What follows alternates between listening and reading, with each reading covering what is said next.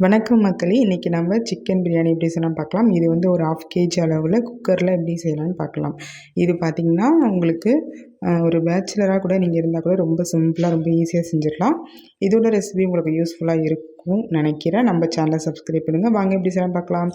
இதுக்கு வந்து பார்த்திங்கன்னா, ஒரு குக்கர் வந்து எடுத்து வச்சு நல்லா ஹீட் பண்ணிக்கலாம். அதுக்கு முன்னாடி நம்ம வந்து என்னென்ன பொருள் வந்து சேர்க்க போகிறோம்னு பார்த்துக்கலாம். இதுக்கு பார்த்திங்கன்னா 3 பெரிய சைஸ் வெங்காயம் வந்து கட் பண்ணியிருக்கேன். அடுத்து ஒரு கைப்பிடி கொத்தமல்லி, ஒரு கைப்பிடி புதினா, ஒரு 2 பெரிய சைஸ் தக்காளி, 3 பச்சை மிளகாய் வந்து நறுக்காமல் வச்சுக்கோங்க. கீறிட்டோம்னா உங்களுக்கு அதிகமாக காரமாயிடும். அதனால் வந்து க்ளோஸ்டிலே வச்சுட்டேன். இப்போ வந்து அடுத்து என்னென்னு பார்த்தீங்கன்னா, ஒரு 1/2 கப் தயிர், 10 ரூபா பாக்கெட் தயிர் வாங்கினீங்கன்னா கரெக்டாக இருக்கும் 1/2 கேஜிக்கு. இப்போ வந்து அதை வந்து எடுத்து வச்சுட்டோம். அடுத்து பார்த்திங்கன்னா, இஞ்சி பூண்டு வந்து நல்லா இஞ்சி கொஞ்சம் அதிகமாக வச்சு, பூண்டு கொஞ்சம் கம்மியாக வச்சு அரைச்சிக்கோங்க. ஒரு 2 பூண்டுனா ஒரு இஞ்சி துண்டு வந்து ஒரு 2 துண்டு 3 துண்டு அதிகமாக வச்சுக்கோங்க. அடுத்து மசாலா வந்து பார்த்திங்கன்னா, பட்டை, லவங்கம், ஏலக்காய், அன்னாசிப்பூ, 1/2 ஸ்பூன் மஞ்சள்தூள், 1 ஸ்பூன் மிளகாய்த்தூள், தனி மிளகாய்த்தூள். இது வந்து சிக்கன் மசாலா வந்து குழம்பு மசாலா யூஸ் பண்ணிக்கலாம், இல்லை பிரியாணி மசாலா. அடுத்து கரம் மசாலா கண்டிப்பாக வந்து யூஸ் பண்ணிக்கோங்க. அது ரொம்ப ஒரு நல்ல நறுமணமும் நல்ல டேஸ்ட்டும் தரும். இப்போ வந்து அரிசி பார்த்திங்கன்னா, நான் சாதாரணமாக டெய்லியும் வைக்கிற சாப்பாடு அரிசி தான் செய்ய போகிறேன். அதனால் வந்து ஒரு 1/2 மணி நேரத்துக்கு முன்னாடி நல்லா வந்து ஊற வச்சுருக்கேன். நீங்கள் பிரியாணி அரிசியில் செய்யணும்னு நினச்சிங்கன்னா ஒரு 5 நிமிஷம் ஊற வச்சுக்கங்க. சாப்பாடு அரிசினா ஒரு 1/2 மணி நேரம் ஊற வச்சுக்கோங்க. இப்போ நல்லா இதை நல்லா வாஷ் பண்ணிட்டு க்ளீன் பண்ணி வச்சுக்கலாம். அடுத்து பார்த்திங்கன்னா, அரிசி வந்து இந்த படியாட்டி தான் எடுத்தேன். இதில் வந்து ஒரு படி போட்டு மறுபடியும் ஒரு 1/2 படி போட்டேன். அதனால் ஒரு படிக்கு 2 படி தண்ணி வைக்கணும். 1/2 படிக்கு 2 1/2 தண்ணினா 3 கிளாஸ் தண்ணி நம்மளுக்கு தேவைப்படும். 1க்கு 2. அடுத்து பார்த்திங்கன்னா, இது வந்து ஒரு 3/4 கேஜி சிக்கன் நினைக்கிறேன். இது வந்து நம்ம நல்லா க்ளீன் பண்ணிவிட்டு நம்ம வந்து நல்லா சுத்தமாக வச்சாச்சு. இப்போ எல்லாமே நம்ம பிரியாணிக்கு ரெடி பண்ணி வச்சுருக்கோம். இப்போ எப்படி செய்யலாம்னு பார்த்துடலாம். குக்கர் நல்லா ஹீட் ஆகிட்டு பாருங்கள், இது மாதிரி நல்லா ஹீட் ஆகிட்டுன்னு நம்ம செக் பண்ணி பார்த்துட்டு ஒரு 3 ஸ்பூன் ஆயில் சேர்த்துட்டு நம்ம தாளிக்கிற பொருள் லவங்கம், ஏலக்காய், அன்னாசிப்பூ, கிராம்பு எல்லாத்தையும் போட்டுட்டு கூடவே நம்ம பச்சை மிளகாய் சேர்த்துக்கலாம். சேர்த்துட்டு வெங்காயமும் நம்ம உடனே சேர்த்துக்கலாம். சேர்க்கும்போது வெங்காயத்தை நல்லா உளுத்து விட்டு, அதாவது தனித்தனியாக இருக்கிற மாதிரி நல்லா பிரித்து விட்டு சேர்த்துக்குங்க. அப்போ தான் வந்து உங்களுக்கு சீக்கிரமாக வதங்கும். அந்த வெங்காயோட ஃப்ளேவரும் நல்லாயிருக்கும். இந்த ஆனியன் வந்து உங்களுக்கு தனித்தனியாக இருக்கிறதுனால வந்து உங்களுக்கு சாதத்தில் உள்ளாரெல்லாம் போய் ஒட்டாமல் ரொம்ப அழகாக ஹோட்டல் ஸ்டைலில் வரும். அடுத்து பார்த்திங்கன்னா, கூடவே புதினா சேர்த்துருங்க. புதினா வந்து பிரியாணிக்கு ரொம்பவே முக்கியம். புதினா தான் அந்த டேஸ்ட்டு வந்து தரும். அந்த மனம் வந்து புதினா தான் அதிகமாக்கும். நம்ம எவ்வளோ பெரிய பிரியாணி போட்டாலும், எவ்வளோ பெரிய பாத்திரத்தில் போட்டாலும், சின்ன பாத்திரத்தில் போட்டாலும் நம்மளுக்கு புதினா ரொம்ப முக்கியம். அடுத்து பார்த்திங்கன்னா, இஞ்சி பூண்டு பேஸ்ட்டு ஒரு 3 ஸ்பூன் அளவுக்கு சேர்த்துருக்கேன். இது நல்லா வதங்கட்டும்.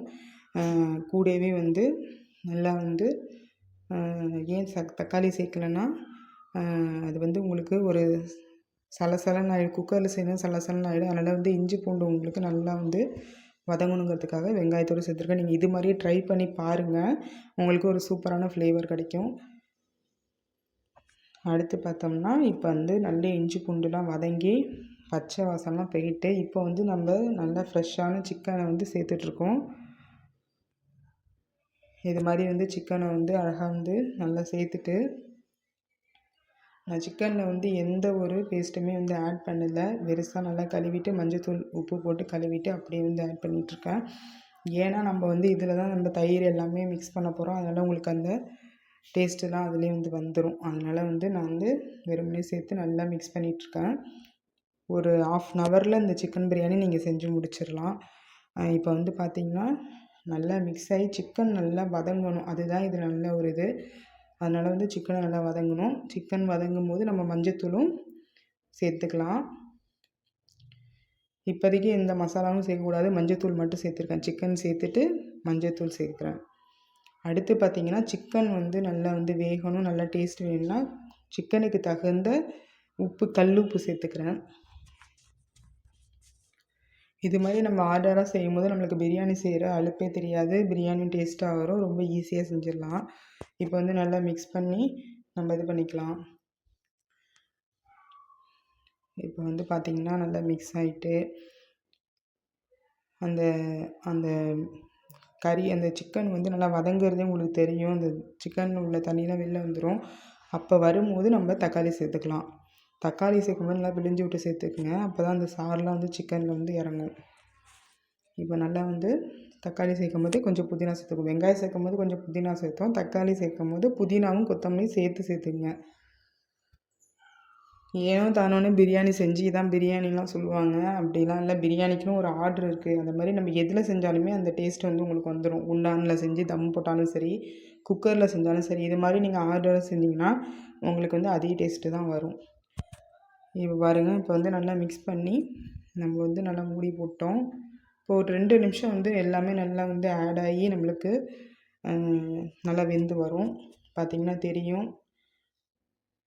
இது மாதிரி உங்களுக்கு வந்து நல்லா வந்து வெந்து வந்திருக்கு. இந்த ஸ்டேஜில் தான் நம்ம வந்து என்னென்ன மசாலா சேர்க்க போகிறோம் அப்படின்னு நம்ம சேர்த்துக்கலாம். தக்காளிலாம் பாருங்கள் நல்லா வந்து தோல்லாம் நல்லா வதங்கி வந்திருக்கு. இப்போ வந்து நம்ம எடுத்து வச்சுருக்கிற பாக்கி 3 மசாலாவும் சேர்த்துக்கலாம். கரம் மசாலா, சிக்கன் பிரியாணி மசாலா, இல்லைன்னா குழம்பு மசாலா கூட சேர்த்துக்கலாம். சிக்கன் குழம்பு மசாலா சேர்த்துக்கலாம், பிரியாணி மசாலா இல்லைன்னா. அடுத்தது பார்த்திங்கன்னா 1 ஸ்பூன் தனி மிளகாய் தூள் வந்து கண்டிப்பாக சேருங்க. அப்போ தான் அந்த ஃப்ளேவர் கிடைக்கும். அப்புறம் வந்து ஒரு தனியான ஒரு டேஸ்ட்டு கிடைக்கும். இப்போ வந்து பார்த்தோம்னா நல்லா மிக்ஸ் பண்ணிக்கலாம். அவ்வளோதாங்க, நல்லா மிக்ஸ் பண்ணிட்டோம். இப்போ வந்து நம்ம மசாலாலாம் நல்லா சிக்கனோட ஆட் ஆகணும். ஒரு 2 நிமிஷம் அதுக்கு நம்ம வெயிட் பண்ணலாம். பிரியாணி செய்யும்போது கொஞ்சம் வெயிட் பண்ணி செஞ்சோம்னா நமக்கு கரெக்டான அந்த இது வந்து ஸ்ட்ரக்சர் வந்து கிடைக்கும். இப்போ வந்து பார்த்திங்கன்னா இதில் கொஞ்சம் புதினா கொத்தமல்லி வந்து வைக்கலாம். நீங்கள் வந்து ஒரு கைப்பிடி ஒரு கைப்பிடி எடுத்து வச்சுட்டு கொஞ்சம் கொஞ்சமாக நம்ம வந்து சேர்க்குறதுனால வந்து ரொம்ப அப்படியே சேர்த்துடக்கூடாது. இது மாதிரி நீங்கள் ஆர்டரை சேர்க்கும்போது உங்களுக்கு அந்த ஃப்ளேவர் வந்து வேறு மாதிரி வரும். இப்போ வந்து நல்லா மிக்ஸ் பண்ணி விட்டுட்டோம்.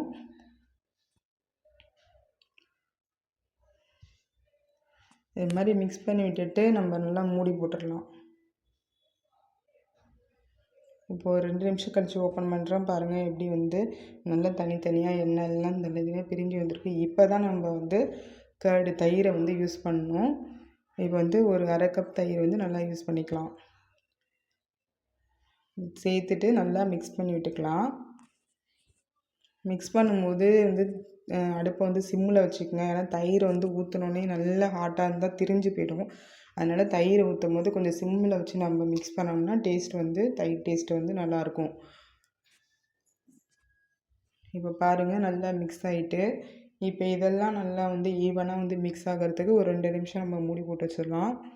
இப்போ பாருங்கள், இப்போ ஓப்பன் பண்ணியாச்சு. கரெக்டான ஸ்ட்ரக்சர் நம்மளுக்கு கிடச்சிருக்கு. நல்லா மிக்ஸ் பண்ணி பாருங்கள். எதுவுமே கறியெல்லாம் வந்து நல்லா புட்டு போகாமல் கரெக்டான அளவில் நம்ம வச்சுக்கணும். ஏன்னா வந்து குக்கரில் வச்சு நல்லா குழஞ்சி போயிட்டு கறியெல்லாம் காணும், சிக்கனே காணும் அப்படின்னு சொல்லுவாங்க. அதனால் இது மாதிரி நீங்கள் செஞ்சிங்கன்னா உங்களுக்கு அப்படியே வந்து எல்லாமே வந்துடும். கறி உடையாமல் பார்த்துக்கலாம். இப்போ நம்ம அளந்து வச்ச தண்ணியை வந்து சேர்த்துக்கலாம். 1 கப்புக்கு 2 கப்பு தண்ணி அந்த அளவுக்கு வச்சுக்கோங்க. இப்போ வந்து நல்லா மிக்ஸ் பண்ணி தண்ணி ஊற்றிட்டு நல்லா அரிசிலாம் போட்டு நல்லா மிக்ஸ் பண்ணிக்கலாம்.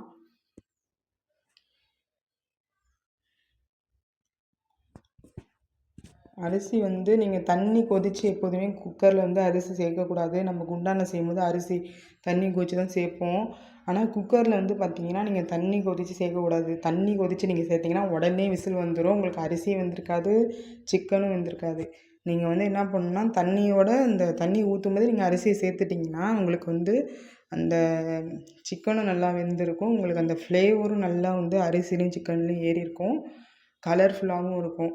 அதனால நீங்கள் வந்து தண்ணி கொதித்து தயவுசெய்து சேர்க்க வேணாம். தண்ணி வந்து இந்த மாதிரி இருக்கும்போது சேர்த்துக்குங்க. இது மாதிரி நீங்கள் ட்ரை பண்ணி பாருங்கள். நல்லா இருந்ததுன்னா கமெண்டில் சொல்லுங்கள்.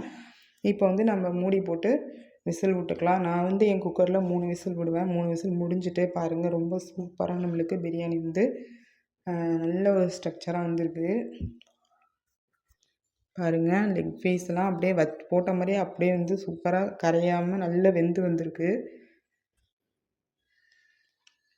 இது மாதிரி ஒட்டாமல் வந்திருக்கு பாருங்கள். நான் வந்து தயிர் மட்டும் தான் சேர்த்தேன். லெமன் கூட சேர்க்கல, தயிர் மட்டும் தான் சேர்த்தேன். இது மாதிரி நம்ம ஆர்டராக செய்கிறதுனால நம்மளுக்கு வந்து குழப்பவும் குழப்பாது. டக்குன்னு நம்மளுக்கு எல்லாமே வந்து வெந்து வந்துடும். இந்த மாதிரி நீங்கள் ரெசிபி வந்து நீங்கள் கண்டிப்பாக ஒரு பேச்சுலராக இருந்தால் கூட உங்களுக்கு ஈஸியாக இருக்கும்னு நினைக்கிறேன். நல்ல ஹெல்த்தியாக வந்து வீட்டிலே செஞ்சு சாப்பிடுங்க. ரொம்ப நல்லது உடம்புக்கு.